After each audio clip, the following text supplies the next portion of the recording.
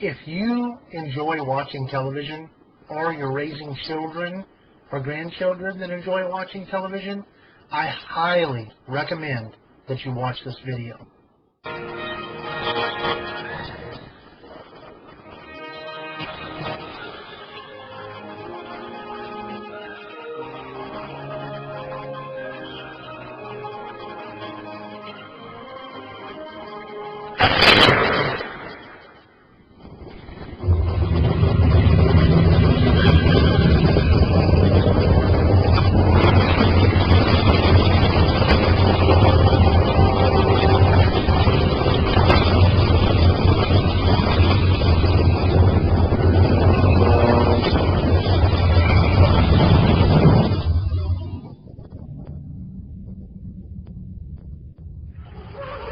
Movie stars are like gods and goddesses.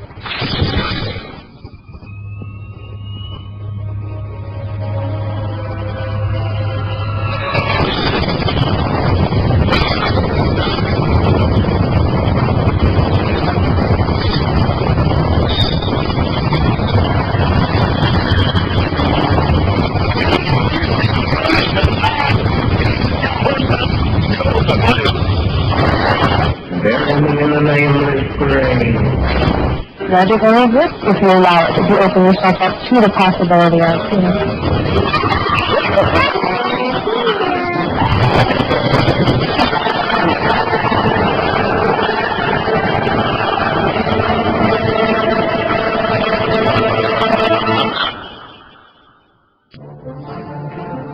Currently, sex is suppressed. Sorry, your day is over. We are here to tell you that it is you who should now be afraid of us!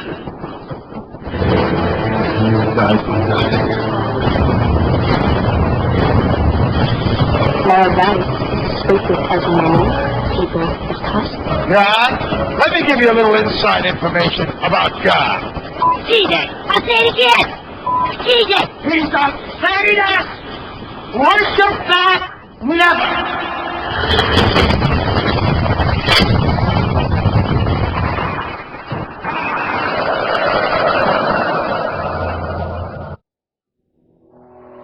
There's a lot of talk right now in Hollywood, a lot of it about spiritism.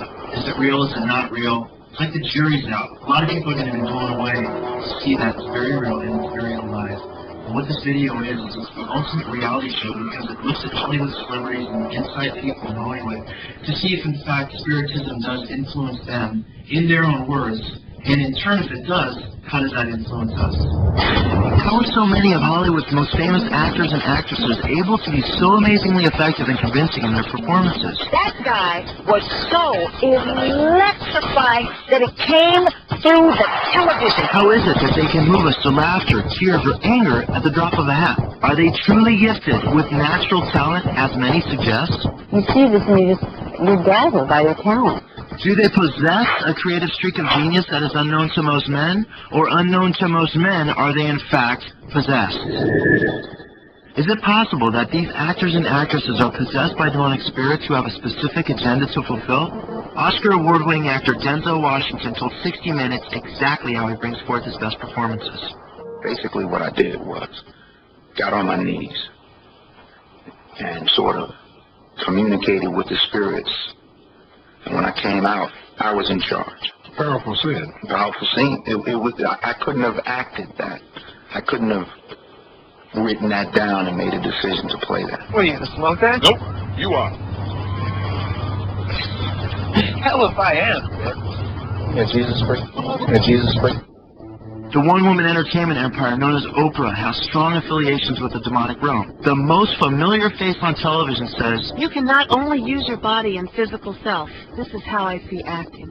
I ask my body to be the carrier for the spirits of those who have come before me in a way that is most meaningful to the character. Just become the vehicle for that character." calling out for these entities to take her over so that she may become a sparkling puppet, Oprah admits of her work before the camera. I tried to empty myself and let the spirit inhabit me. With her global influence, her shows have become a smorgasbord for the New Age agenda. Maybe there's no devil. It's just God when he's drunk. Robin Williams, who is perhaps one of the world's most celebrated comedians, admits that he becomes possessed during his acting performances. Yeah, literally it's like possession. All of a sudden you're in. You just get this energy that starts going.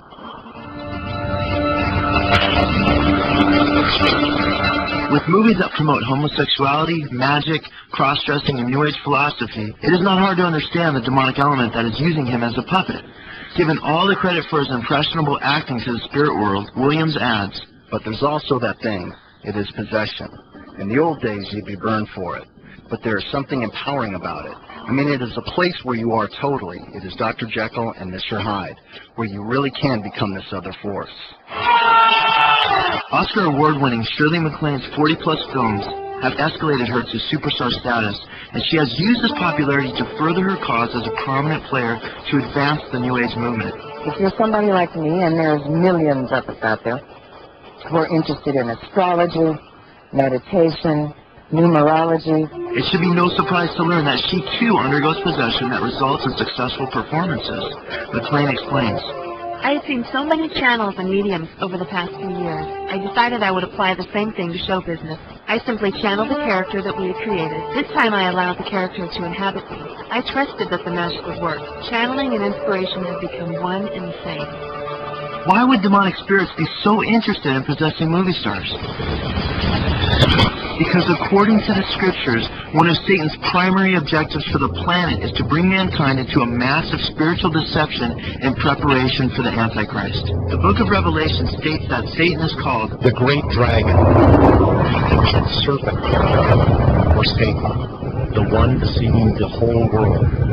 Satan's grand finale to deceive the whole world will be through a man called the Antichrist, that Satan will use to draw worship to himself. The book of Revelation further tells us, and he was given authority to rule over every tribe and people and language and nation. And all the people who belong to this world will worship the beast. These amazing future events are being preceded by an occult explosion that was also prophesied over 2,000 years ago. Paul the Apostle wrote that the last days would be laden with occult teachings, doctrines, and rebellion. He stated that the Antichrist coming would be in accord with the activity of Satan, with all power, signs, and false wonders, and with all the deception of wickedness for those who perish. Satan has been brainwashing people and paving the way for this time through the influential power of Hollywood celebrities. Through the silver screen, Satan has been able to make incredible changes in the spiritual climate of the world through spreading his deceptive philosophies and teachings. Even though it may be evil that he was doing, my job in that film was to make an immoral person palatable. Anton LaVey, the founder of the Church of Satan, overtly stated that television was the major mainstream infiltration for the new satanic religion. LaVey boastfully acknowledges the effectiveness TV has had in transforming us. The TV set, or satanic family altar, has grown more elaborate since the early 50s, from the tiny fuzzy screen to huge entertainment centers covering entire walls with several TV monitors. What started as an innocent respite from everyday life has become in itself a replacement for real life for millions, a major religion of the masses. The Bible has already warned us about the shift from Christianity to this new religion. The Apostle Paul wrote that it would come about in the last days through evil and lying spirits. He wrote, Now the Holy Spirit tells us clearly that in the last days some will turn away from what we believe. They will follow lying spirits and teachings that come from demons. In other words, in the end times, evil spirits will be very actively evangelizing the world through lies and spiritual deceptions. The book of Revelation tells us that the agenda is to unite the world in false unity by igniting mankind's rebellion against God in order to seal their fate under the Antichrist. These miracle-working demons caused all the rulers of the world to gather together for battle against the Lord on that great judgment day of God Almighty. Through the philosophies of the New Age movement, the world has been launched toward this false unification at breakneck speed. We feel that all religions are coming around to Satanism. As Tom Hanks teaches, in our future, we will all be one mankind. LaVey's teacher and guide, the Satanist Aleister Crowley, outlined the New Age movement in 1904 from a spirit he identified as Satan. He wrote that it would consist of free sex, free drugs, and a rebellious shift against the moral values of the Bible. All the things that are continuously presented at the movies today. Crowley pointed to the popularity of the cinema as proof positive that we were in the New Age and championed Hollywood's demonic element, which would be able to trick people into accepting the rebellious New Age philosophies of free sex, drugs, and occultism. I guess maybe to get rid of all their demons doing their movies. The proof of the demonic element in Hollywood, as attested to by its own, is abundantly overwhelming. A lot of actors who don't mention their names, of course, are very much into this. Magic only exists if you allow it, if you open yourself up to the possibility of, With a slew of successful movies under his belt, actor Johnny Depp confesses, "I know I have demons. I'm 30 different people sometimes." From Genesis and the Garden of Eden to the Book of Revelation, we have the divine record of Satan and his evil spirits channeling through other beings. In Genesis, Satan used a serpent to spin his age-old lies that humans can become God, that there is no death, and that one may expand their consciousness to realize such godhood through partaking of forbidden occult knowledge. It is not a coincidence that these same three basic lies form the foundation of the New Age movement today.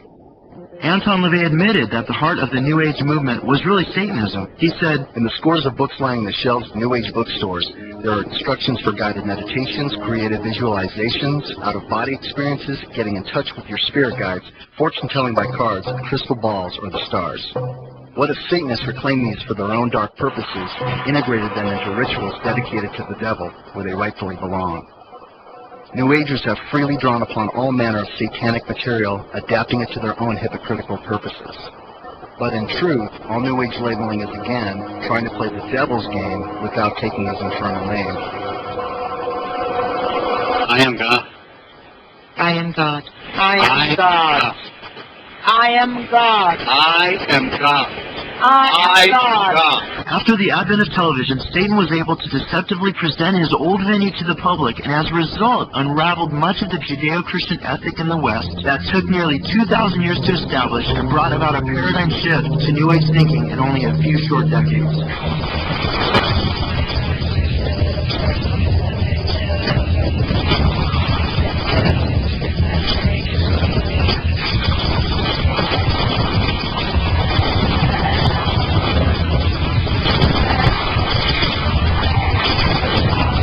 The Greek word for actor is Hippocrates, and referred to Greek actors in theater. The reason Hippocrates linguistically sounds like the word hypocrite rather than actor is because it is from this word that we have derived the word hypocrite. This word is used over 20 times throughout God's word and solely by Jesus. This is because Jesus used it of the religious actors of his day known as the Pharisees, who were hypocritical and denied in behavior the faith they claimed to profess with their lips. When confronting and speaking the truth to the Pharisees, Jesus deliberately exposed their wicked state of heart that they hid between a mask of pseudo-righteous deeds. He said, "Woe to you, scribes and Pharisees, you hypocrites! You are like whitewashed tombs, which look beautiful on the outside, but on the inside are full of dead men's bones and everything unclean. In the same way, on the outside you appear to people as righteous, but on the inside you are full of hypocrisy and wickedness." Christ's words could have been spoken to the modern-day hypocrites or actors of our day who are worshipped as modern-day heroes, yet whose lives are so often filled with filth and perversity. The power of the visual image is incredible. Hollywood knows how powerful they are. Advertisers know how powerful they are. They spend billions of dollars every year to justify their products. So the power of the visual image isn't something that Hollywood created and thought of. And the stories in the movies, that's not something they invented. I mean, think of how oftentimes we'll go to the movies and we'll cry or we'll laugh or those different kinds of things. Hollywood didn't make that up. That's the way we were created. That's the way God made us. And the way God made us as people was to communicate to us through visions and through stories or parables. In fact, when you look at the Old Testament in the Bible, oftentimes when he's trying to communicate his ideas and his heart to mankind, he's using visions. He's giving them visions of himself. And he's also using what's called parables or stories to communicate ideas because he knows the best way to change our hearts. He knows the best way to how to communicate with us. So the devil, it says in Isaiah, "I will make myself like the Most High God." So the devil, he wants to be like God, but he can't because God's perfect, God's almighty. So what he does is he will take what God has created and tweak it to his own purposes. And because he can't perfect perfection, what he'll do with these things, visions, the stories, is he'll use them in his own way to manipulate men to change their hearts for his own good.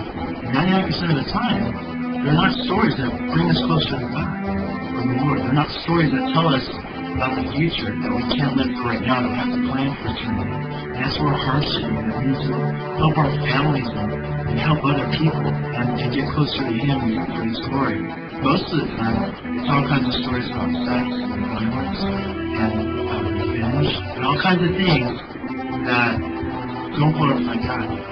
The best stories that Hollywood comes up with doesn't even touch or compare to the divine story, the true divine story of God.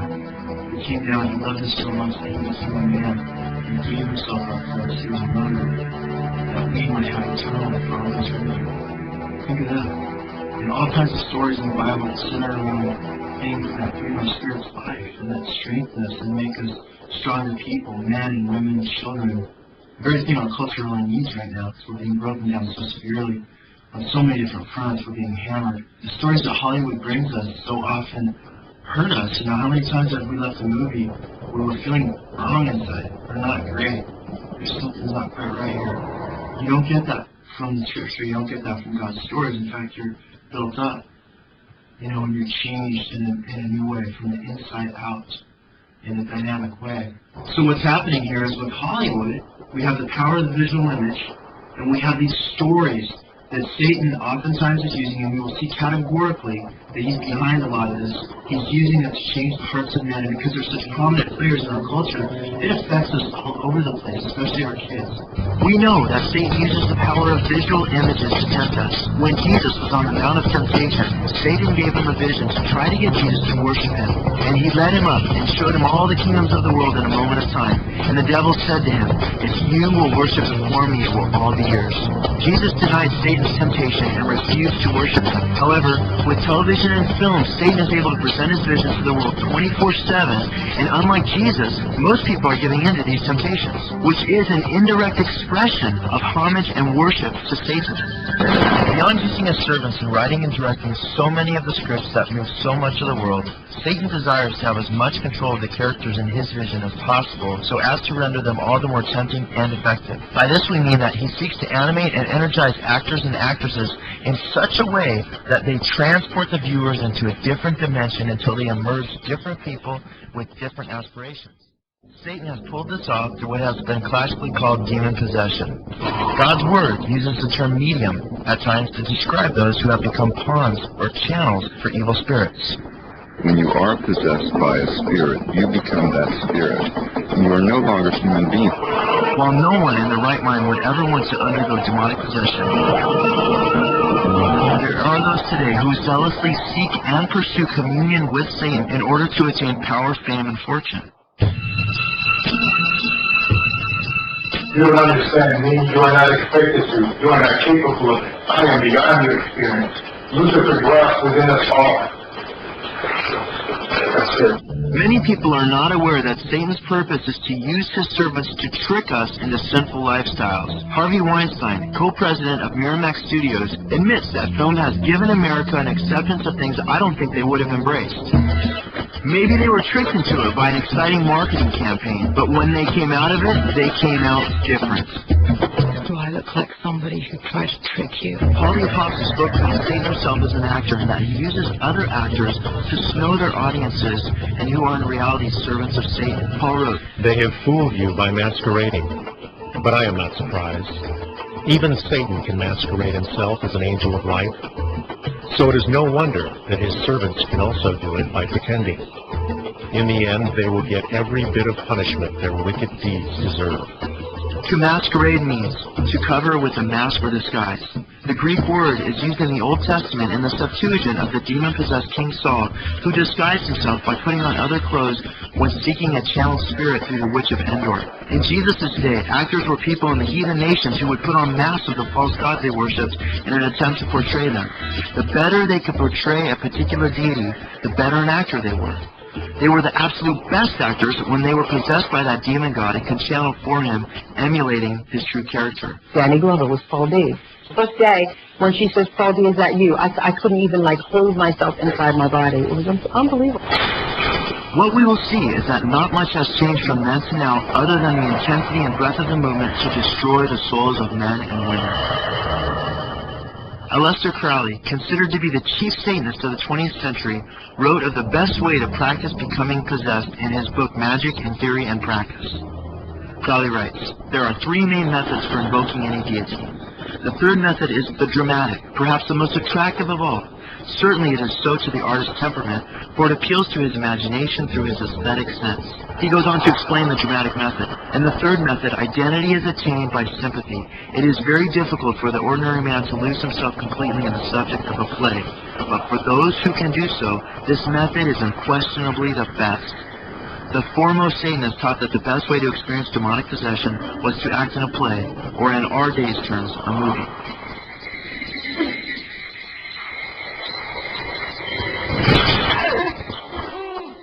Konstantin Stanislavski, considered by many to be the father of several modern acting techniques, including the method, resurrected many of these ancient ideas and has initiated countless actors and actresses over the last 100 years into these occult ideologies. Stanislavski stated that 9/10 of acting a role out was based on a spiritual experience in which the actor was to be transformed into someone else. Other popular forms of acting similarly involve occult principles whereby one is able to open themselves up to be possessed and taken over.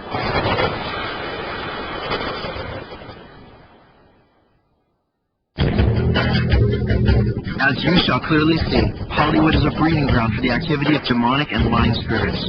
The most famous celebrities of the 20th and now 21st centuries were and are being used to teach and reshape the moral compass of the world in preparation for the new age under the Antichrist.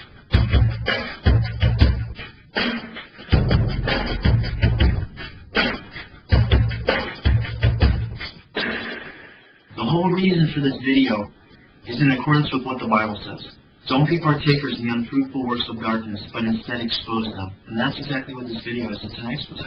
It's to show people what's going on behind the scenes, because you're not going to see this on Extra or Entertainment Tonight or 60 Minutes. All this information right here are things that they're being kind of pushed off to the side or hidden from people. It says in the Bible that as Christians we're not supposed to be ignorant of Satan's schemes, but sadly many people are ignorant of Satan's schemes and how he works. Because the ultimate reality, again, Ephesians 6:12 says, "We wrestle not against flesh and blood, but rulers, authorities, and powers in the spiritual realms, in the heavenly realms." It's important to understand that Satan's MO throughout human history has been to work through what the Bible calls sons of disobedience, those who are rebellion to God. Satan will use to draw others away from God and harm their hearts against God. In fact, it's not just present day that we're talking about. We have to look back to see where this really started.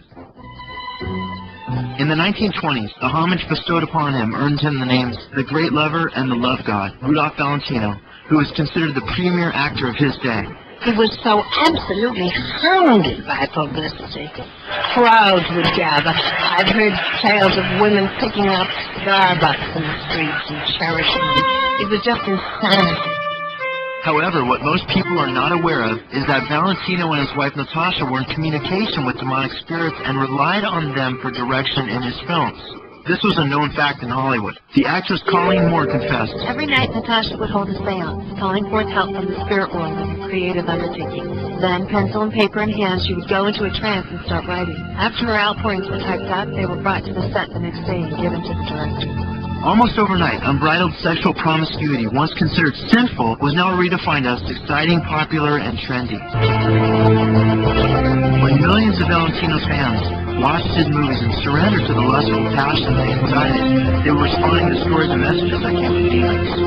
The Valentinos were initiated into what is called automatic writing in the occult, when the pen in a person's hand will write out information from a spirit, yet the person is in an altered state of consciousness, rendering them incapable of fully knowing the communication until it is completed. The Valentinos wrote, The more we investigated this remarkable gift of automatic writing, the more convinced we became of the great truth which lay behind it. The truth of evolution and the truth of communication with the so-called dead. God forbids contact with the dead and condemns those who engage in such practices. Be very careful not to imitate the detestable customs. For example, do not let your people practice fortune-telling or sorcery, or allow them to interpret omen or engage in witchcraft, or cast spells, or function as mediums or psychics, or call forth the spirits of the dead. Anyone who does these things is an object of horror and disgust to the Lord. The Valentinos drew many of their starstruck fans into the satanic teachings of Madame Blavatsky and Aleister Crowley. This occult craze exploded at word of Valentino's untimely death. Biographer Irvin Schulman recalls, In Hollywood, tarot cards, crystal balls, Ouija boards, and hoodoo powers were complete sellouts. And studio warehouses reported thefts of cauldrons and other bits of hardware associated with magic. Valentino's movies and screen image brought liberation from the dominating attitudes of the day regarding modesty and sexual chastity and set in motion a societal sexual movement never before experienced in the country. In the scripture, Satan is called the pornographic one who revels in perverting the proper purpose of sex. The world has seen an incredible sexual revolution that took root in the 1960s, but Satan began to break down the biblical boundaries of sex as early as the 1920s by using Valentino and his wife Natasha, who were devout occultists that depended on the creativity of demons for the movie scripts that Valentino would act out before the nation and the world. Satan has duped millions of souls in dark theaters through his faithful servants. Greta Garbo was another reigning screen queen who is known as the Immortal One. Her movie The Flesh and the Devil appropriately begins with the title card. When the devil cannot reach us through the spirit, he creates a beautiful woman to tempt us through the flesh. Was Garbo opened up to the occult, and was Satan using her to draw men away from the truth? Garbo answers this question and recalls her plight during the country's strong adherence to Judeo-Christian values.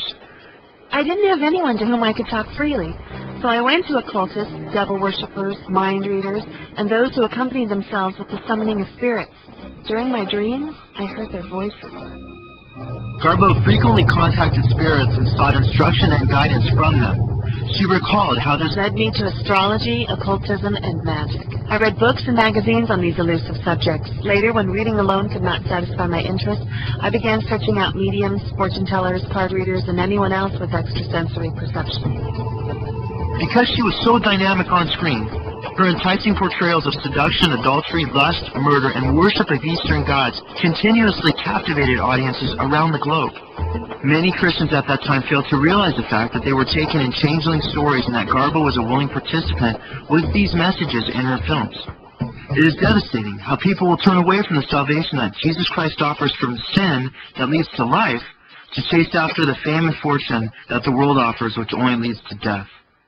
Throughout the 1930s, motion pictures were one of the mainstays of the Great Depression, and attendance to movie theaters skyrocketed.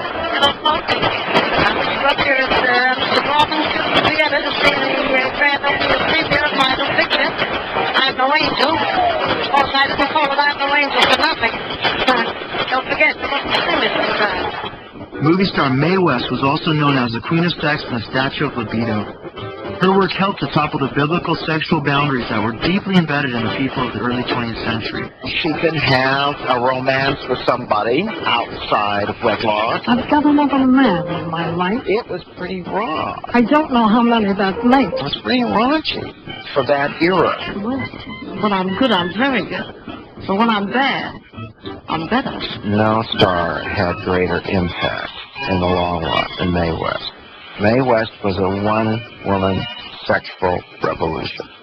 West's contact with the spirit world was responsible for producing the scripts that catapulted her into stardom as the Queen of Sex. West's lascivious screenplays that entertained and taught millions were actually formulated in the spirit world and broadcast through her.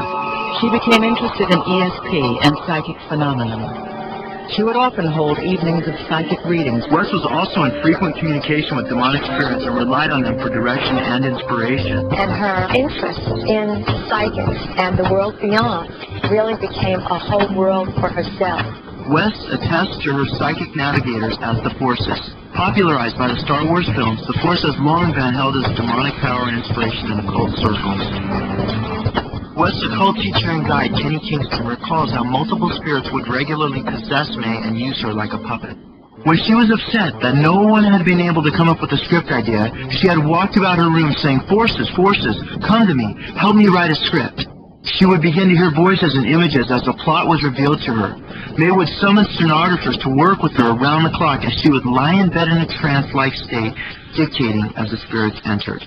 You see, it's like this, dearie. I need an idea for a picture I want to do. So I say, "Forces, forces, I need some good dialogue for my new picture. Please help me out." So I call in a stenographer and dictate the whole thing at once. I just open my mouth and out it comes. You were wonderful tonight. I'm always wonderful at night. The book of Proverbs states, As a ring of gold in a pig's snout, so is a beautiful woman who lacks discretion. this description is very fitting, not only for Mae West, but for the vast majority of women who directly entertain our nation on a daily basis.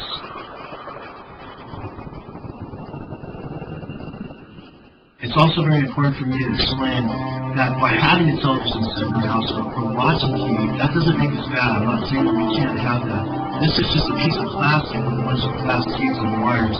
That's all it is. That in itself is not bad. Another example I like to use is a gun or a printing press or an airplane. I can go to a gun range and shoot a gun for practice, or I can use it to go rob a bank and kill someone. I can use a printing press to print Bibles or print pornography. I can get in an airplane and fly to another country, or I can get in an airplane and drive it right into the World Trade Centers and kill thousands of people. It's how we use them. TV is the same way. In and of itself, it's not bad, but it's how it's used. It's how it speaks to us. It's what it communicates to us. It's who it makes us. But oftentimes the Lord wants to just have time with us. I mean, TV's been around for 60 years. What did people do before that? They spent time with the Lord. They spent time with their family. Joan Crawford was also hungry for Satan's direction with her films. The occultist Kingston described her summoning of spirit guides on the set. When Miss Crawford arrived on a movie set, she immediately requested the air conditioning be turned up higher. I always do my best work when the set is cold, she said. A true believer, she felt the coldness would bring in the spirits to help with her performance. Crawford aligned herself with these spirits to receive their power and used her influence to draw people away from Christianity. Miss Thompson, I have come to make you a gift, the most precious gift that life can offer. The gift I offer is free. If you will accept your atonement without resentment or grief, the way will be found for you. You can choose but one of two paths. What's the second choice? Destruction. And who's gonna destruct me? Oh, none of this. Your God and me could never be shipwrecked. And the next time you talk to him, you can tell him this from me, that Sadie Thompson is on her way to... The devil in you is strong, my poor Sadie Thompson. Evil has claimed you as its own. This is your last chance, Sadie Thompson. Kneel with me and pray. Let go of me. You make me laugh. After living a life complete with fortune, friends, and fame, Crawford was left angry, bitter, and alone. Sin never blesses anyone, but it always brings cursed destruction. Crawford took Satan's bait, her soul, in exchange for power, but found out too late that Satan does not give true life, but only death to body and soul. As Alan Alda declared of the movie industry, There's plenty of money to be had, but you also lose your soul. Jesus said, "What does it profit a man to gain the whole world and lose his own soul? No amounts of pleasures are worth eternal life in hell separate from God." Don't be fooled by the glitz and the glam of the entertainment industry. Why would you follow the direction and messages on the screen of those who are admittedly losing their own souls? Who's talking? Would you shut up? Actress Marlene Dietrich never took a script without consulting her astrologist, who had ties with Aleister Crowley. Come on, read my future. She depended on the spirit world to direct her and guide her into performances such as The Seven Sinners, The Devil is a Woman, The Woman One Longs For, Nights of Love, Desire, The Lady is Willing, and Touch of Evil. The occult guided Dietrich into these films. In turn, Dietrich wanted to guide people into a new mindset and, using her influence, initiate the youth into astrology. Dietrich said, "Have your child's horoscope made. The knowledge you gain from the horoscope will help you know where to exert your influence and where to relax. If you have many children, the horoscopes will be your answer to many riddles. If you have their horoscopes, you have the beginnings of explanation long before the time." God's word warns that astrology will not save in the day of judgment. Disaster will come upon you, and you will not know how to conjure it away. Let your astrologers come forward, those stargazers who make predictions month by month. Let them save you from what is coming upon you. Surely they are like stubble. The fire will burn them up. They cannot even save themselves from the power of the flame.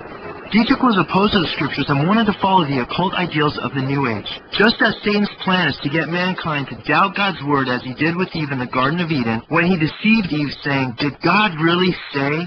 So Dietrich also echoes Satan's deception to draw people away from the truth. Das ist ja alles, sich zu trösten. Das ist, kommt doch alles aus der Bibel. No, das kann man doch nicht glauben, ne? The fact is that Dietrich was a sellout who knew that the movie industry was destroying people's souls. Souls that she baited and trapped as an on-screen instructor of depravity. She admitted. And then there are the programs, poised and ready to invade your home, materialized by one turn of the knob.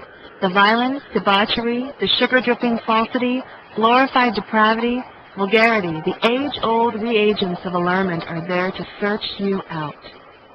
Satan is called the father of lies in the Bible, and he revels in encouraging others to speak lies and deceptions, and oftentimes works through humor in order to disarm us. When the sitcom I Love Lucy, starring Lucille Ball, first appeared in the 1950s, many people at the time had a huge problem with it because it centered around a manipulative woman who was constantly lying to her husband, family, and friends. Okay, I'll tell him the truth. Don't you dare! Her lies and deceptive behavior were clothed in humor, and while it was difficult for many to receive in the 1950s, today we have deteriorated so far morally that no one even bats an eye. As proof positive that Satan was behind the dishonest theme the show presented, one must only consider the impetus for Ball's critical decision to go forward with it. The deciding factor that led her to produce the infamous I Love Lucy was one that would be ratified and communicated through a supernatural experience with the spirit. According to occult and spiritualist tradition, it was the spirit of actress Carol Lombard who guided Lucille Ball into taking a chance on television and accepting the offer to star in I Love Lucy. When the glamorous comedian, who had died in an airplane crash in 1942, appeared to Lucy in 1951, it was considered very risky to leave the large screen for the small one. Because Lucille Ball accepted the spirit's urging to take a chance, honey, she made television history. Our mission will be accomplished. Lucille would contact demonic spirits and receive messages from them. She told her medium, I want to thank you again for bringing in my teacher in spirit. I've read about some of the seances you've held. I always thought it would be fascinating to bring in a spirit. James Dean, whose acting abilities have been praised for decades, fostered a rebellious streak in an entire generation of youth. Today, Jimmy Dean's legacy continues. The only other performers who, in depth, have become larger than life are Elvis Presley and Marilyn Monroe. His posters still decorate the bedroom walls of many young girls. Guys, consciously or unconsciously, emulate Dean's detached insolence. How did Dean attain the larger-than-life ability on screen? Dean was not a stranger to the occult, and his friends and acquaintances have spoken of how he would seek out the spirits of the dead to harness their power. Dean himself admitted, I have a fairly adequate knowledge of satanic forces. Dean became empowered as an actor through the occult. Close friend and co-star Dennis Hopper reflected on Dean's acting.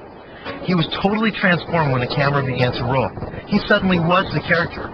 Strange things were coming out of him. Dean's instructions to Hopper for achieving success with his performances was simply to leave yourself open to the spirits. Dean actually believed that an entity would inhabit him. He describes it as sort of two people in the same skin, telescoping back from the other. The person inside would seem to drift up to the surface of the skin.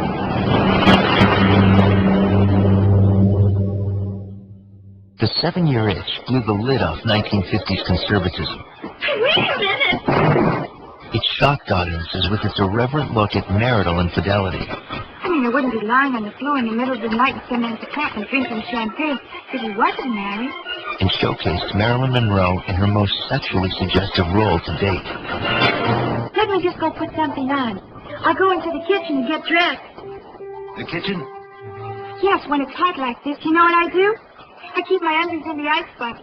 Marilyn Monroe has been called the greatest sexual icon of the 20th century. She was the sexual icon of her particular time and became, I think, the sex star of the century. She could make you do anything in the world from that big screen. Many people in the 1950s were shocked by Monroe's behavior and sexual prowess. But what has Marilyn Monroe got that a million other women have and prefer not to show? Well, that's pretty vulgar, if you ask me. However, she was used as a change agent to help catapult our nation into the free sex movement of the 1960s. I have a message for your wife. You can see those early signs of changing values. I'd like to stay here with you tonight. I'd like to sleep here. I think it's very nice, but I'd rather it for me. I think it's wonderful. I think it's wonderful, wonderful, wonderful. Very nice. I'm girl. Monroe attributed her ability to affect the public to other entities that would inhabit her and take her over. She was known for entering into deep trances before each scene. One of Monroe's close personal psychics recalled how she would draw attention from the spirit world, asking for their guidance. When she saw a camera, any camera, she lit up and was totally different. The moment the shot was over, she fell back into her not very interesting position. And I don't know how to explain that.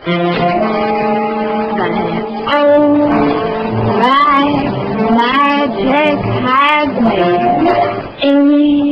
its sail. When describing the acting phenomena that described her, the tortured Monroe attested to someone else working in her. Jekyll and Hyde. More than two. I'm so many people. They shock me sometimes. I wish it was just me. Don't fight. Relax. Marilyn Monroe compared herself and her work to that of a siren. In Greek mythology, a siren was a woman that would present herself as irresistibly pleasing to the senses and lure men passing by to their deaths. Monroe's films and exhibitionist attitudes indeed lured many men to their spiritual deaths. These commands and this teaching will keep you away from the immoral woman, from the smooth tongue of an adulterous woman. Don't lust for her beauty. Don't let her coyness seduce you. For a prostitute will bring you to poverty, and sleeping with another man's wife may cost you your life. Listen to me, my sons, and pay close attention to my words. Don't let your heart stray away toward her. Don't wander down her wayward path, for she has been the ruin of many.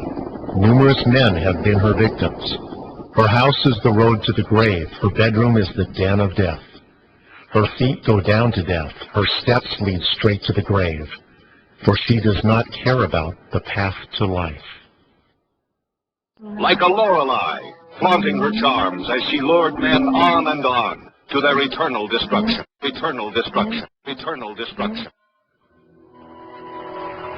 The first video that we had focused on violence, and it categorically showed that violence does in fact influence the youth. In fact, decade-long studies have shown clearly that violence will make children more aggressive. They watch it on TV over and over again. That debate's over. In fact, people that have done it say, there's no need to even study it anymore. We know that it's true. Now, if that's true, we have to say that all other genres affect too, because now it's a house of cards. Our brains are not genre-specific. You can't just say, well, violence influences my kid, but not portrayals of sex or drugs or cheating or lying or stealing or these different things. They all do. I'm Mike Wallace.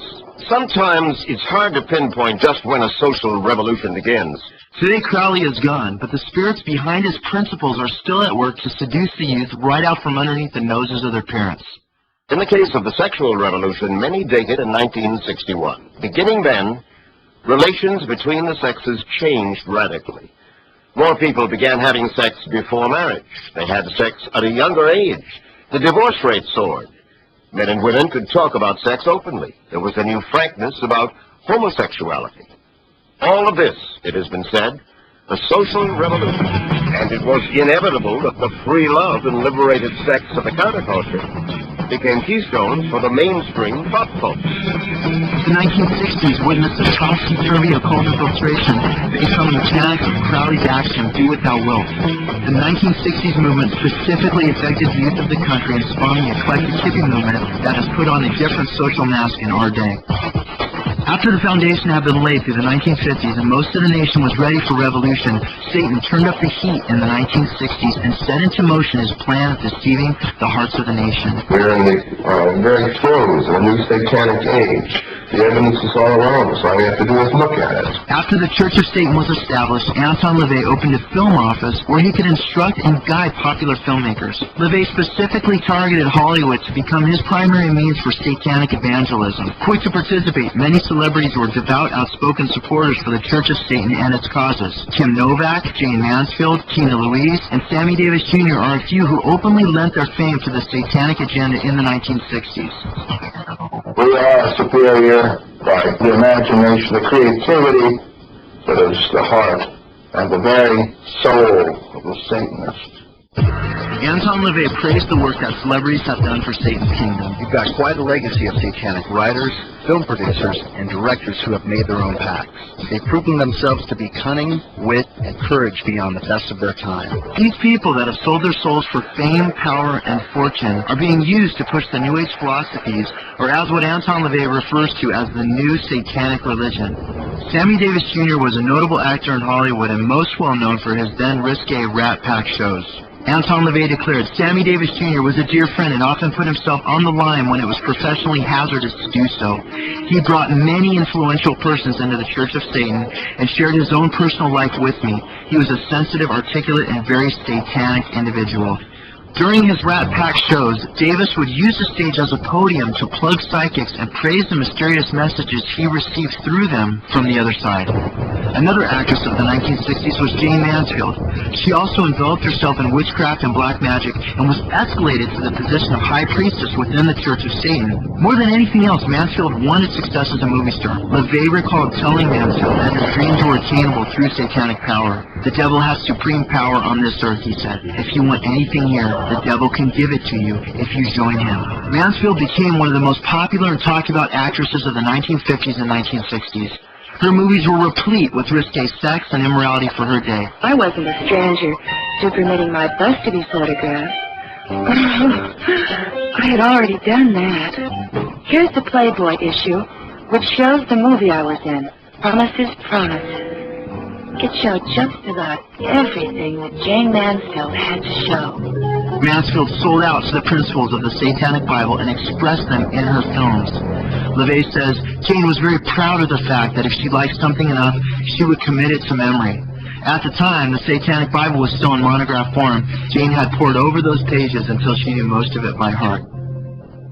10 females to each male, 10 females to each male. Peter was absolutely brilliant on the first take. Peter Sellers was a struggling actor whose career was on the rocks until he embraced demonic power. After selling his soul, he became the highest paid actor in Hollywood. The second take was even better, with 3 new Pink Panther adventures, all of which attained colossal box office success. Sellers, the has-been, was once again one of the world's highest paid performers. Listen, Fatty, you still be here too? Among other things, yeah. Peter Sellers admits that he was possessed by the very spirits the Bible forbids when he was acting in his performances. It's rather like being a medium and laying yourself wide open and saying, I want a character to inhabit my body, or I want a spirit to take charge of me so that I can produce what I hope to produce. Well, I'm trying to keep this young man happy. Star Trek is a cultural icon, and it's part of the lexicon now. Replete with New Age iconography, the Star Trek shows categorically deal with issues such as telekinesis, mental telepathy, atheism, psychic phenomena, channeling, mind transference, entities cohabiting the same body, and other occult themes and ideologies that were strung throughout the series. The creator of the rage, Gene Roddenberry, is responsible for much of the current space-age mania that has become ingrained within the culture today. Star Trek's a way of life, man. It's a good way of life. It teaches us all. Not surprisingly, Roddenberry had zero regard for Christ and was dead set on establishing a new age of thought that countered Scripture with his cinema creations. In fact, Roddenberry recalled his Christian upbringing with disdain. I had never really paid much attention to the church sermon before. I was more interested in the deacon's daughter and what we might be doing between services. I listened to the sermon, and I remember complete astonishment because what they were talking about were things that were just crazy. Roddenberry bought into the New Age lie that we could become gods and expressed these thoughts through characters and stories on his shows. Roddenberry said, it's not the Judeo-Christian God. Creating Star Trek was a very spiritual experience. It's my world. It's that divinity in us that we call God. Cosmic thoughts, gentlemen. We were speculating. Is God really out there? Maybe he's not out there, boss. Maybe he's right here. Human heart. The storylines that made Roddenberry famous were in fact given to him in conduit fashion from the demonic kingdom. Recounting his role as a medium, he states, what happens is that I bring them out into this world, the world of humanity, and they take their place among them, among us. But I don't think I create them. They already exist. I just introduced them. That's really where the whole idea of Star Trek came from. I'm just a vehicle, a transporter. Well, I come from 6 feet under with that dead guy on my knee. I'm heading down to Hades for to spend eternity. The sitcom Roseanne, starring the woman by the same name, was the nerve center for anti-Christian sentiment in the 1990s. Even worse than you thought. Well, what kind of crowd? He's not doing drugs, is he? No, no. He's going to church. Oh, God, no. In her autobiography, My Lives, she spoke of leaving her body and communicating with voices from unseen beings. When I went away, I left my body completely and could hear other voices all around me chattering about how God would make me strong and how nobody could really get me. A spiritual message, really. The voices that she heard were not from the God of the Bible. The Ouija board wasn't sending me a message from the dead. She has engaged in automatic writing. Roseanne writes of her channeling. It would all just come pouring out as if I were in a trance, and not until I reread it did I know what it was about. Sometimes it would scare me to read it, because it seemed to belong to another place and time, and I would wonder, where did I get this? These demonic influences used Roseanne like a puppet to usher society into Crowley's New Age philosophies through her shows. Oh my God! It's not hard to connect the dots and see the common denominators that have worked through the lives of the Hollywood elite. The secular philosopher Socrates insightfully explained acting's essential spirit contact and possession. In like manner, the muse first of all inspires men, because they are inspired and possessed. They are simply inspired to utter that which the muse impels them. For not by art or knowledge do you say what you say, but by possession. Socrates had a common understanding of the demonic power utilized by actors. This muse, or giver of creative inspiration, as shown through Socrates' statements, has always been perceived as a spirit. Anton LaVey of the Church of Satan instructs his followers and clarifies this fact. Keep yourself constantly open to the demons who will whisper in your ear. An old meaning of demon used to be closer to muse, a guiding, inspirational spirit. The muses, or demons, are still at work today. Alexandra Rose, the co-producer for The Other Sister, championed actress Juliette Lewis's ability to be totally taken over. Of Lewis, Rose says this. She just has that ability to transcend the reality of the moment and become the vessel for the muse. When she's acting, she is not Juliette Lewis. That to me is the sign of a really great actor. When you can let the muse take over, you look into their eyes and no one's home. Kevin Bacon relates. Part of acting is to lose yourself in the moment, to let the chaos or the muse come and just enter and happen organically. Bacon also attributes his successful acting to demons under the surface, and as an actor, you have to keep them bubbling. The Matrix's Keanu Reeves, who talks about having taken what he calls demon rides, says, "It's hard to act in the morning. The muse isn't even awake." His series The Matrix is a hit with the youth and is filled with New Age preaching. Satan wants these philosophies to be presented in an acceptable light and is empowering Reeves to evangelize the children. Director Taylor Hackford revealed, Keanu is a very complex guy with lots of demons in him, and I was trying to tap and utilize that. Back when people would have idols, what they would do is they would put those idols in the main room in their house. And they would center their furniture in their living room facing towards that idol because that's what people wanted their focus directed to. Oftentimes today, most of us have our furniture directed at what? The television set. And that in and of itself is not bad, but the question before God is, where is our heart? You know, the scripture says to love him with all our heart, soul, mind, and strength.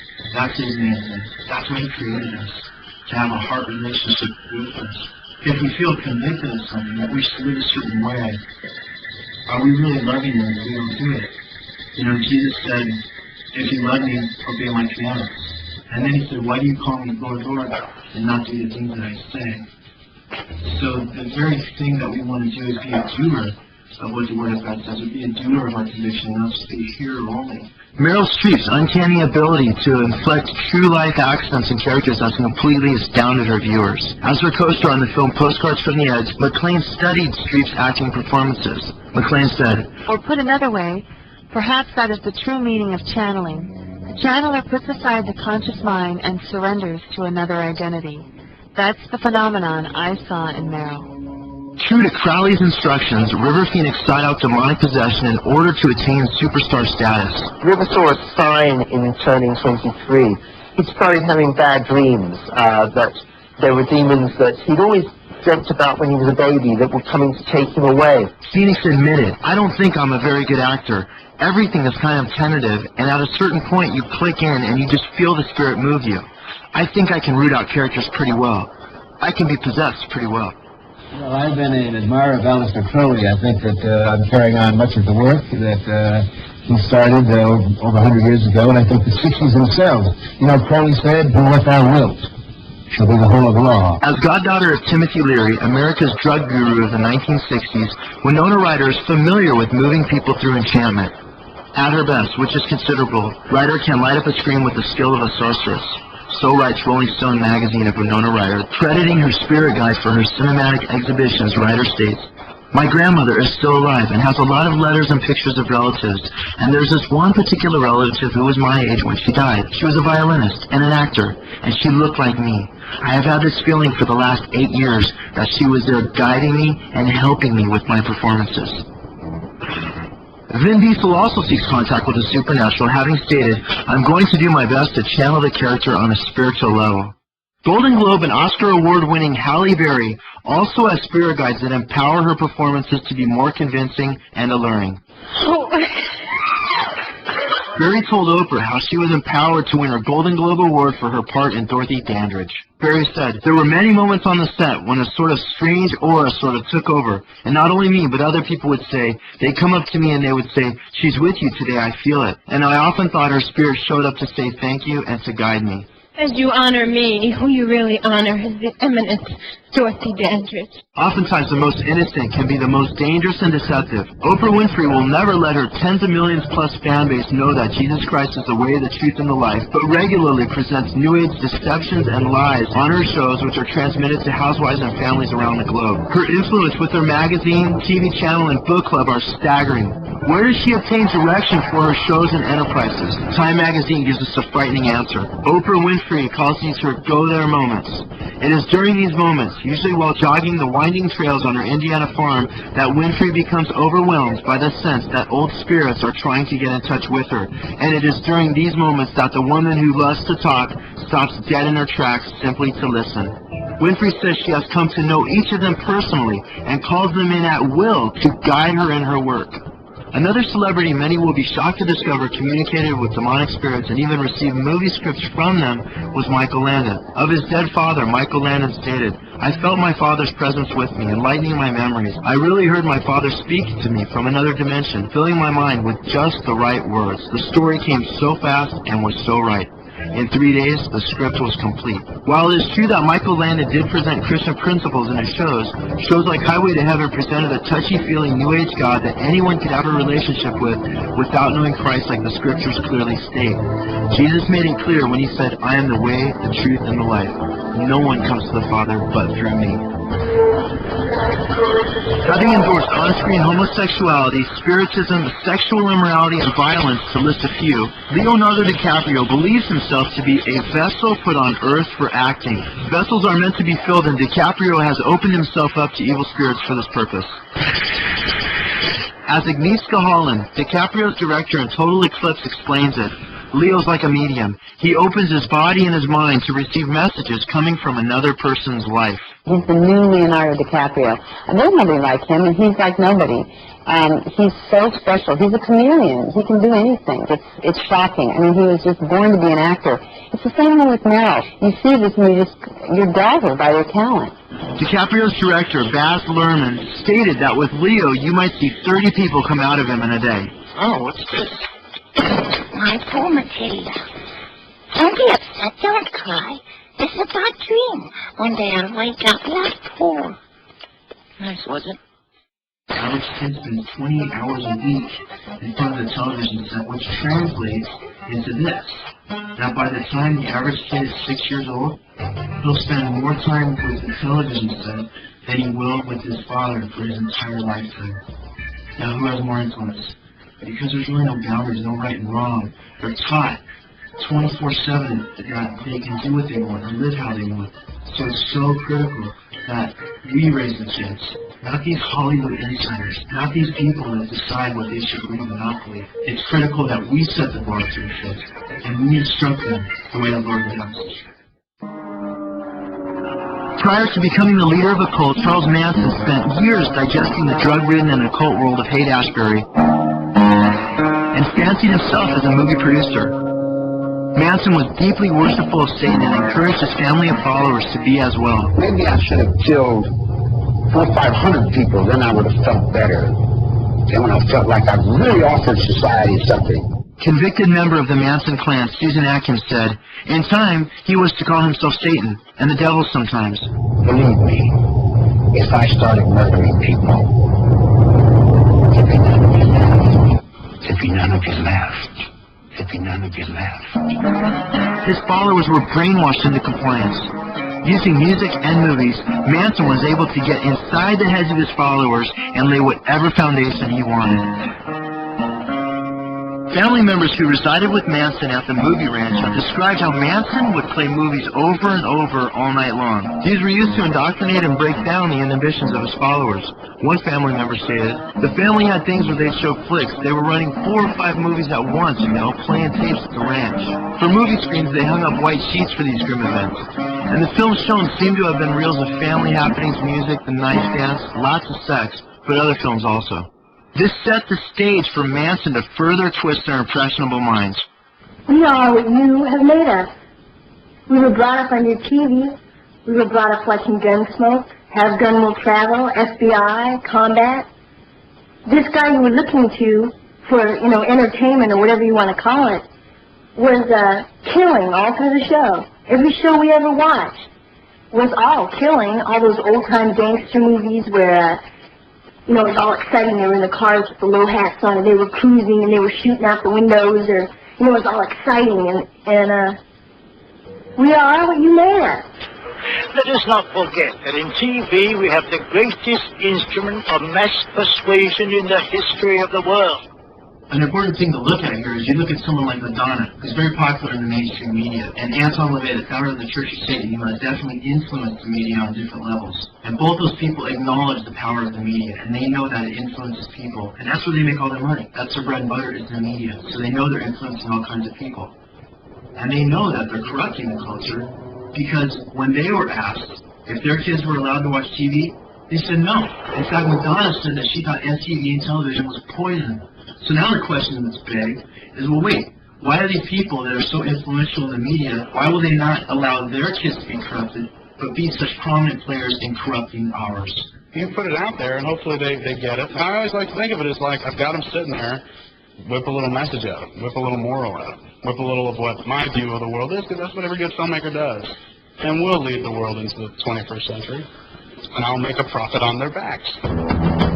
This constant barrage of TV propaganda has left an indelible impression on the youth of the world. In accord with Aleister Crowley's mandate for an army of youth whereby he could control the world, the demon-possessed and master propagandist Adolf Hitler declared that film was to be used for the education of the youth. Propaganda, also called mind-raping by the Nazis, was aimed at brainwashing the youth and was so powerful that Hitler once bragged they will never again be free for the rest of their lives.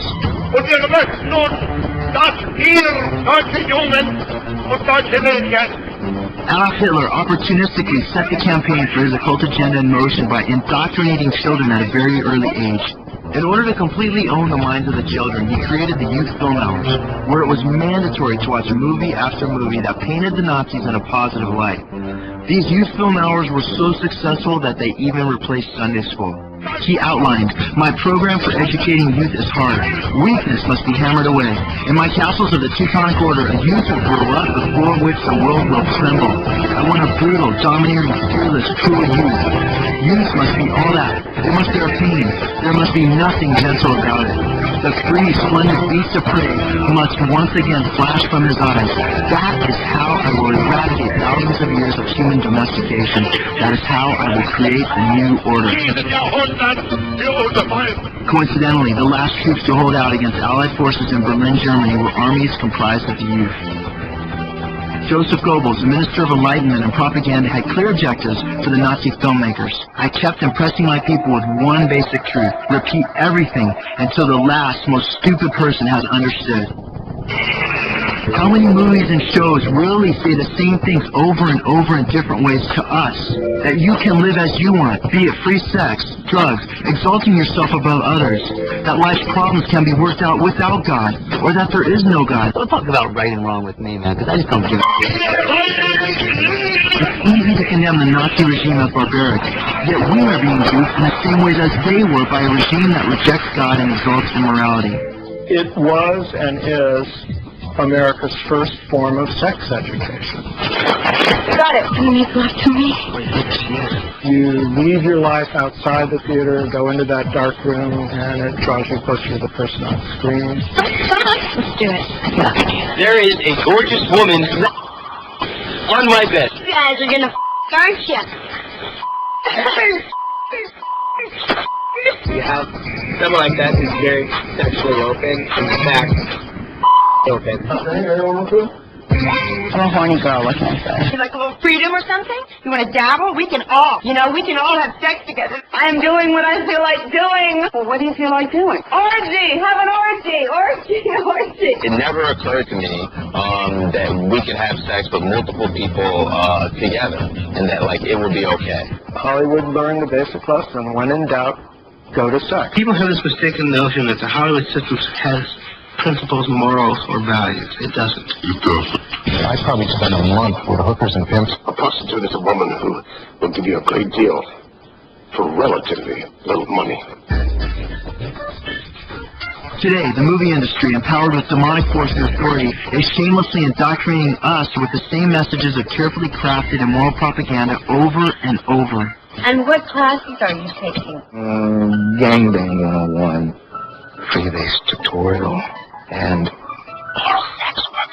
So what if these women are in porn? They're not hurting anybody. To the contrary, TV can hurt people. Jennifer Aniston admits, TV is definitely guilty of putting out unrealistic images of what is socially acceptable. I'm guilty of it too. Bill Cosby asks, the networks say they don't influence anybody. If that's true, why do they have commercials? Why am I sitting there with Jell-O pudding? A movie that we can never forget and love so much is part of our youth, it's part of our lives. Natalie Portman states the obvious.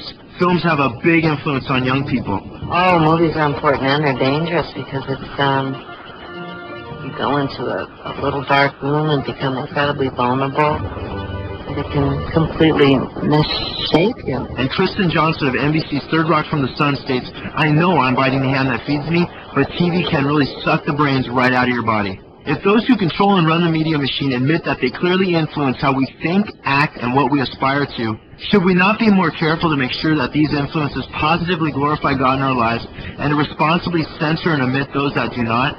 The book of Proverbs states, guard your heart with all diligence, for from it flow the issues of life.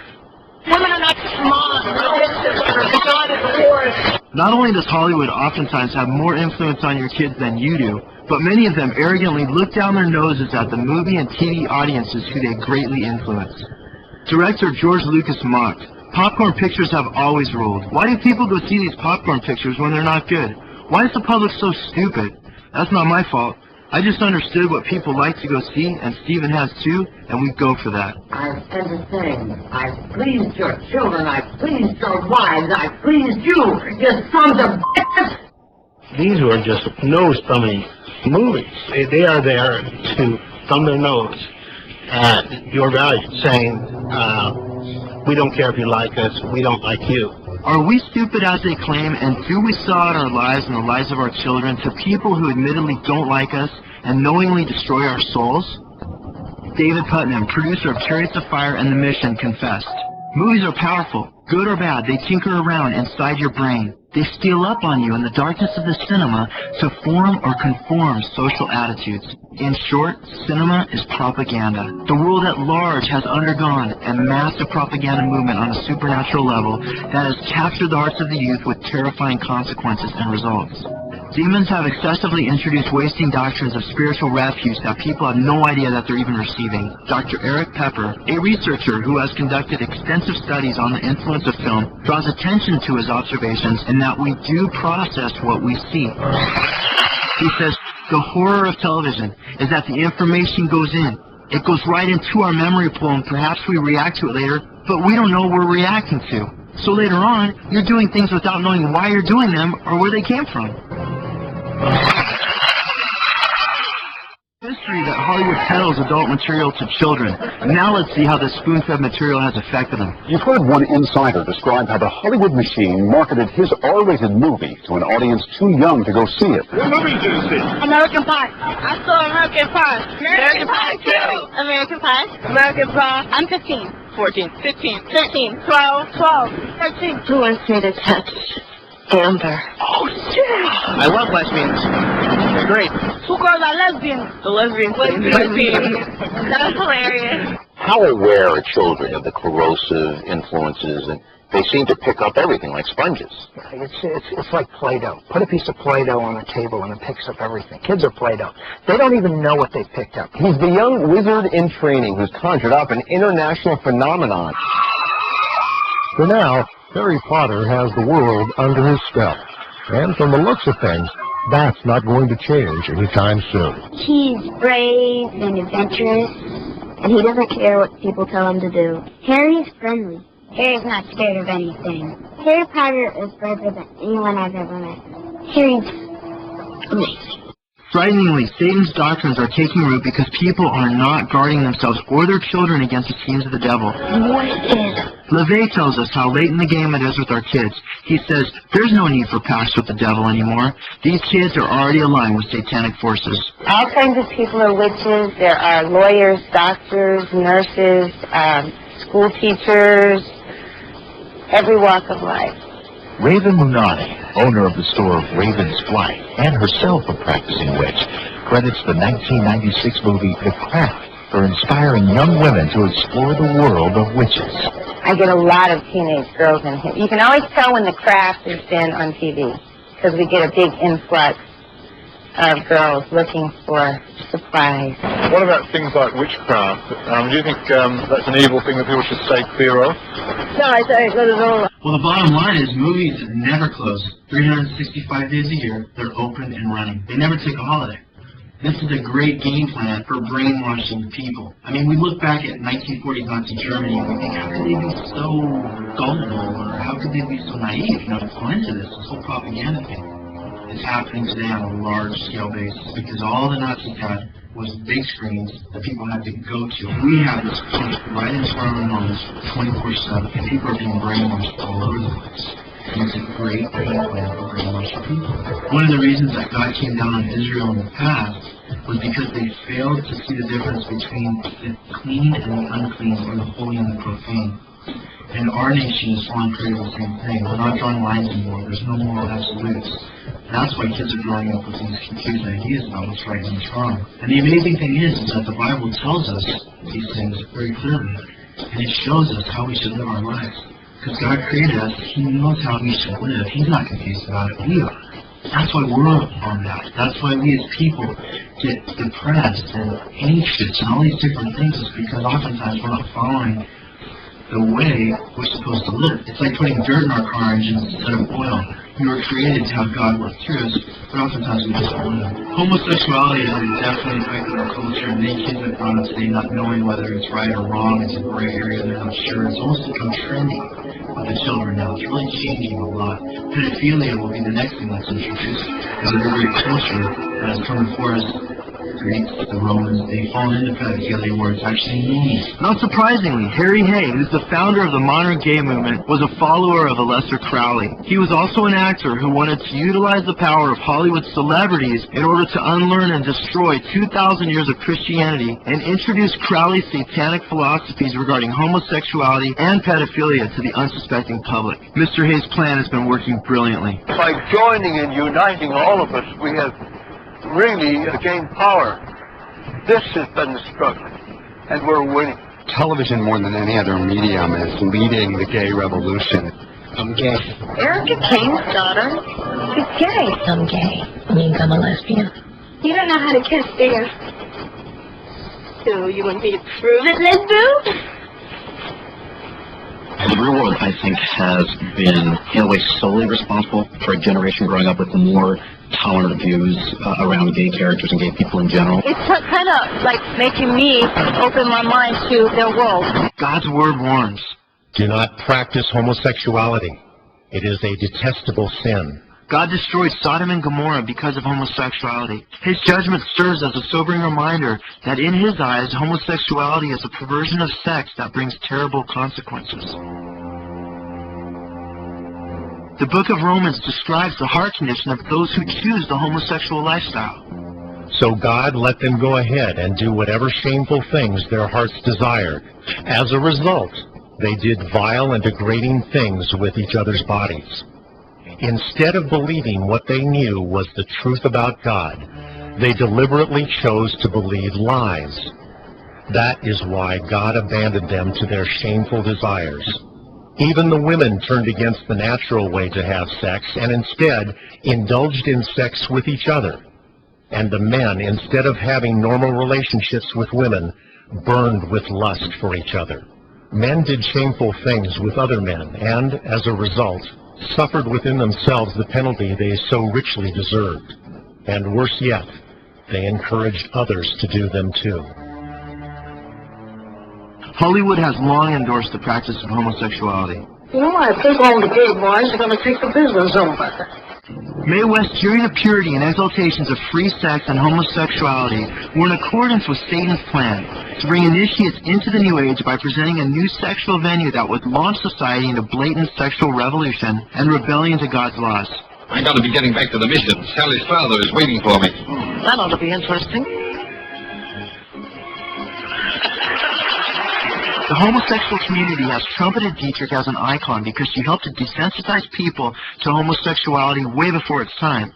Crowley, himself a homosexual and pedophile, outlined that the New Age movement was designed to draw people into these lifestyles to harden their hearts against God. His goal was to deceive the people and sell them Satan's lie. That sin didn't bring the suffering and pain the Bible describes, but that it brought freedom and liberation. So the thing worked for everybody of every sex. She was doing it to turn on both the woman and the man. We're so free. We're so free.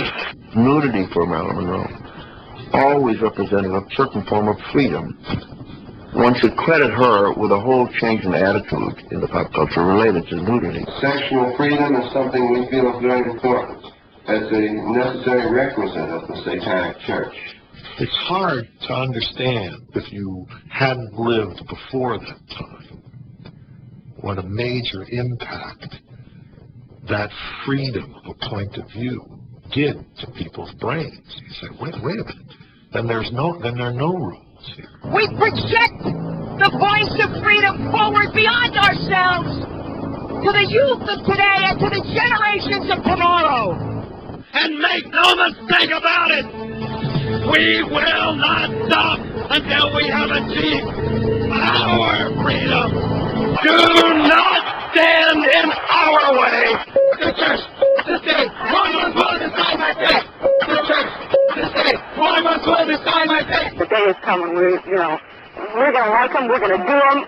We're going to take our freedom by any means necessary. I will do whatever I have to do to stay free. If it's a choice between me staying alive and free and somebody else not staying alive, I'm willing to make that choice too.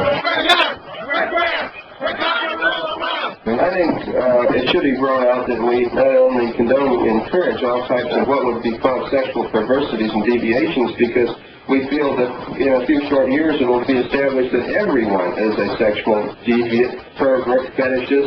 We're happy to be here. We feel that historically we are part of this movement for liberation. All my life been attracted to younger boys. I love them. How do I make myself attractive to boys? We feel a person should be free to indulge in all of the so-called fetishes, all of the so-called aberrations that they would so desire. Through the decades, Hollywood has fueled the fires of this lie by peddling greater and greater waves of filth to numb our consciences. And like the frog in the proverbial pot, we are almost cooked. True freedom comes by turning from sin to Jesus Christ, who gives the abundant life. Jesus said, "You shall know the truth, and the truth shall set you free." Sadly, Satan has been deceiving hundreds of millions of people for decades that living for themselves and their desires will bring happiness. This is a farce, where hopelessness, depression, and overall despair are at all-time highs, as evidenced by increasing divorce rates, broken families, chemical and alcohol dependency, and packed mental institutions.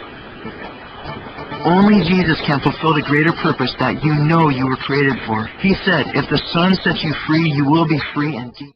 It's so cool. I'll give you an example. They go like this, they go, hey dude, so I heard you're born again. So what's that like? And I go like this. Well, finally I'm at peace. They freak out because, let me tell you, Hollywood ain't at peace.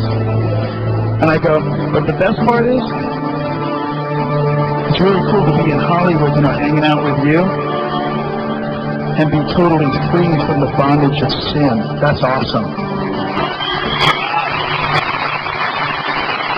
Walk in the newness of life He offers through His Word, and fill your mind with stories that give true life, instead of Hollywood stories that enslave your soul.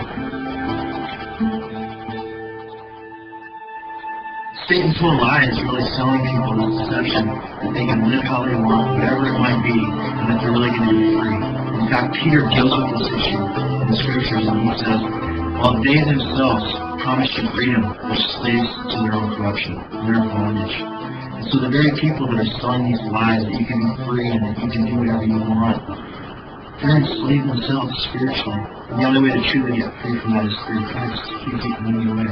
He says the way, the truth, and the life, and all that comes to the Father but through Him. And many people are tied up in these things and haven't really realized that they've been wrapped up in shows or things that maybe haven't influenced them, or maybe just been pulling them away from the Lord. You know, just getting them away from spending time with Him and sharing with Him or their families. And the Scriptures are really clear. The Scriptures speak of not running with the majority. The Scriptures call us out and to be separate and to not go with the mainstream. The Scriptures also speaks of things that are popular. Many people say, yeah, but it's popular and it's cool. Jesus said what's highly esteemed among men is an abomination in the sight of God. And how often that's true in Hollywood. How oftentimes the things that they peddle to us or that they are pitching to us are things that are contrary to what God had us do. And many people know this. I mean, deep down, many people know that there's something wrong with this watching. They can't quite put their finger on it. And I think the cool thing about the video is it connects the dots and it shows, hey, there's an involvement here supernaturally. That's saying something. That's very powerful. The psalmist says in the book of Psalms, he said, I will set no unclean thing before my eyes. And what that means is if there's something that's we're watching, there's something that we're seeing, we ought not to, according to the Scripture. We know that's wrong. The Bible says what's not of faith is sin. And so if we can't watch something in faith and we can't watch it with your conscience, we really shouldn't set it before our eyes and really not have to do it. Some people feel that's a bummer, like, well, there's only some things wrong, you know, with certain shows. There's only a little bit wrong here and there. There's a story of a father who saw a lesson to his kids one time. The kids came to him and they said, Dad, we want to go see a PG-13 movie. And the dad said, is it clean? And the kid said, well, there's a few things that are wrong with it. You know, it's not perfect. And the dad said, well, then you probably shouldn't go see it. And he said, Dad, it's only a little bit. It's only a little bit of stuff. And the dad said, okay, how about before you guys go, we bake some cookies? She said, yeah, let's do it. So they bake the cookies, they whip them up in the bowl, and just before they put them in the oven, the dad goes in the backyard, and he gets some dog food from the backyard. He puts it in the bowl, and he mixes it in there. He puts it in the oven, bakes the cookies, pulls them out, puts them on a plate, and serves them to the kids. And the kids say, Dad, are you nuts? We're not going to touch this. And Dad says, why not? And the kids go, Dad, there's dog poo in these cookies. Why would we eat this? And the dad goes, Dad, it's just a little bit. Not a lot, it's only a little bit. And oftentimes I think the Lord would say that to us. It's a little bit, but in other areas of our lives, we don't even think about touching it. But it's easy to make exceptions and compromise sometimes with these things. Scriptures instruct us to stop loving this evil world and all that it offers you. For when you love the world, you show that you do not have the love of the Father in you. For the world offers only the lust for physical pleasure, the lust for everything we see, and pride in our possessions. These are not from the Father. They are from this evil world, and this world is fading away, along with everything it craves. But if you do the will of God, you will live forever. Leave your confusing ways behind you. and begin to live. Parents, we need to guard our children now more than ever from these kidnappers of the mind and heart who smuggle death into their lives without remorse. You want to tell our parents? No! Even the one who claims to be the representative for Satan on this earth, Anton LaVey, proactively guards his son. When he was asked if he let his son watch TV, LaVey replied, no. He can when he's old enough, if he goes into it warned. Does a Satanist have more scruples than a Christian parent who follows the Bible, which is the best written book for parenting ever comprised? God tells us. So get rid of all the filth and evil in your lives, and humbly accept the message God has planted in your hearts. And remember, it is a message to obey, not just listen to. If you don't obey, you are only fooling yourself. Unfortunately, those who are entertained by spirits working through movie stars are being entertained directly by mediums. However, the Lord has set down specific, unchanging instructions for all of humanity. He warns against mediums, saying, as for the person who turns to mediums and to spiritists to play the harlot after them, I will also set my face against that person and will cut him off from among his people. God prohibits turning to mediums, not because he is a cosmic killjoy, but because he loves us and wants to protect us. Hollywood is nothing but a repository of lies. Mel Gibson says actors are all basically liars. Janine Garofalo says Hollywood is built on lies, taunting the American public like politics. Director Brian De Palma says the camera lies all the time, 24 times per second. Marlon Brando explains how they are all liars. It makes me so sick. It's amazing, the people in the movie industry.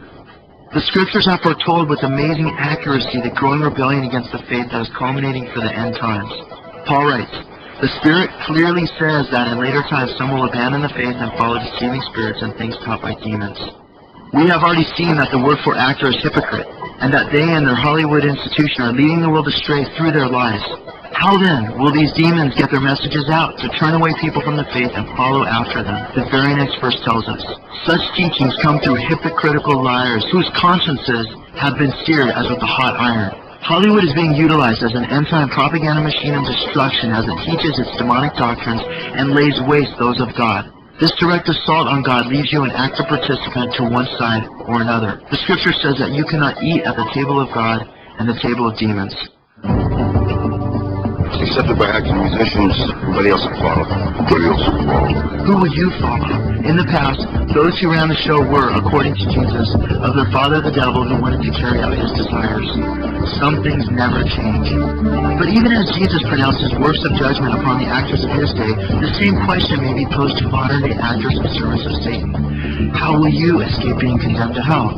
The only answer lies in Christ's words. Unless you repent, you too will likewise perish. May God deliver actors and actresses from the demonic strongholds of deception, and may he deliver Christians from the devil's vision. Studies have shown conclusively that parents will just spend an hour a day with their kids, that the kids will grow dramatically different night and day. I think of how as family members we can spend time with each other and really make an impact on each other's lives. And one of the reasons that God keeps down on the people of Israel in the Old Testament is because they fail to differentiate the difference between the holy and profane, and the clean and the unclean. And we have this moral relativism today which makes everything great, nothing's right, nothing's wrong. How do we know what's right and wrong? Unless we get close to him and get close to the book. You know, if you're married, the way you got close to your wife is you didn't just put her up on the book stand and look at her every now and then. Or your husband, you just didn't put him in the closet and then open the door every now and then and say, how are you? You related to them. You got to know them, you talked with them, you spent time with them.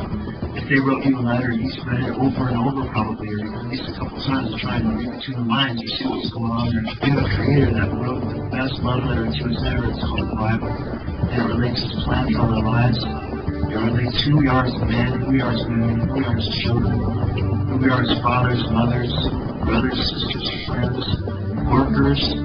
It covers every area of life and every dilemma that we could possibly go through, every area we could possibly go through. And the book in itself is amazing because it was written over a 1,500-year span on 3 different continents, 3 different languages, and by 40 different authors, and it comprises 66 books. But when you put all the books together, they flow perfectly. It totally harmonizes with this book, and it shows us the one author.